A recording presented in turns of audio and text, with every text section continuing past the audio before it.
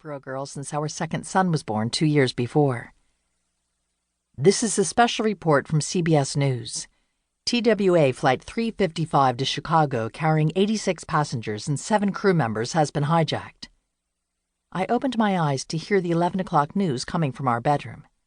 Shortly after takeoff from New York's LaGuardia Airport at 8 p.m., the aircraft was commandeered by Zvonko and Julie Busic, a Croatian and his American wife. They claimed to have a bomb on board the plane and a second device located in New York City. I stood up, grabbed a towel, and ran into the bedroom. The camera left Walter Cronkite and panned to Grand Central Station, and the most familiar face in the world to me came into my focus. My husband Brian in a Kevlar vest. Bomb Squad written on the back. Bathwater dripped onto the rug as I stared at the tiny black and white TV. The scene panned across a row of 25-cent luggage lockers, the doors torn off their hinges, to Brian lifting a shopping bag from inside one of the lockers. The white Macy's bag looked harmless. NYPD uniforms crowded around as Brian placed the bag on top of the bomb blanket and clipped the ends together. I watched as he and Hank Dworkin threaded a long pole into the blanket's loops and balanced it across their shoulders. The camera followed them to the disposal truck parked outside Grand Central, where they disappeared from my view. Backing away from the TV, I sat on the bed holding the towel in a tight ball. Croatia? Where was it? Yugoslavia?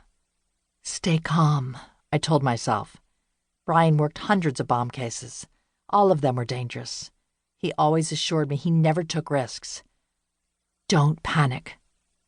I had dipped chicken in breadcrumbs that afternoon and made potato salad for our picnic at the beach tomorrow. Wait for him to call. But without knowing why, this time felt different. Down the hall, in the glow of the tiny nightlight, our 4-year-old son Keith slept. His sheets tangled around his legs, his forehead damp from the heat that our ceiling fan did little to ease. It was so hot the blacktop stuck to his sneakers. Brian told me that afternoon before he left for work. Chris, the baby, was snuggled at the top of his crib, his hands under his chin as though in prayer. I stood in the doorway watching them sleep and listening to them breathe. Back in the bedroom, I dropped the towel and pulled a nightgown from the dresser drawer. The hijacking was still unfolding on the TV. It was almost midnight. The news should have been over.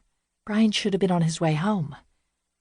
I crawled into bed, shivering despite the day's heat, and reminded myself the bomb squad had lost 2 men in its entire history, and that was back in '39 at the World's Fair. Still, there was LaGuardia last December, when a bomb detonated in a luggage locker. 25 sticks of dynamite shattered the TWA terminal, killing 11 people, injuring hundreds. A makeshift morgue was set up in the airport, and Brian waited all night as the medical examiner extracted pieces of the bomb from the dead. The case remained unsolved. TWA. LaGuardia. Coincidence? I looked over at the dress shirts in Brian's closet, lined up like mock military soldiers, his wingtips polished, waiting for their rotation. Come home, I whispered into the dark. When I closed my eyes, I saw that Macy's shopping bag with its cheerful red star. I woke to red lights flashing off our bedroom walls. I could almost feel them crawling across my face. I thought I heard the swishing of clothes, the soft drop of rubber-soled shoes. The clock said 4 a.m. When I pulled back the curtains, I saw police cars scattered along the street below, doors left ajar. Red lights moved in unrelenting, slow circles. The doorbell echoed up the stairs. A hesitant sound, like the person standing at the door really didn't mean to ring it. I felt I might be sick. This isn't happening. I looked back at the unmade bed. If I just crawl back in bed and bring the boys with me. But the doorbell rang again. This time it was persistent. I was propelled to the stairs which loomed menacingly below me. I left a lamp on for Brian in the foyer. Under it, a frame held a photo of us the day he graduated from the police academy. His crooked smile matched the tilt of his police hat. On the way home from work that afternoon, I picked up more pictures of Brian from our camping trip the week before. At 27, he still looked like a happy kid in his cutoffs and sneakers.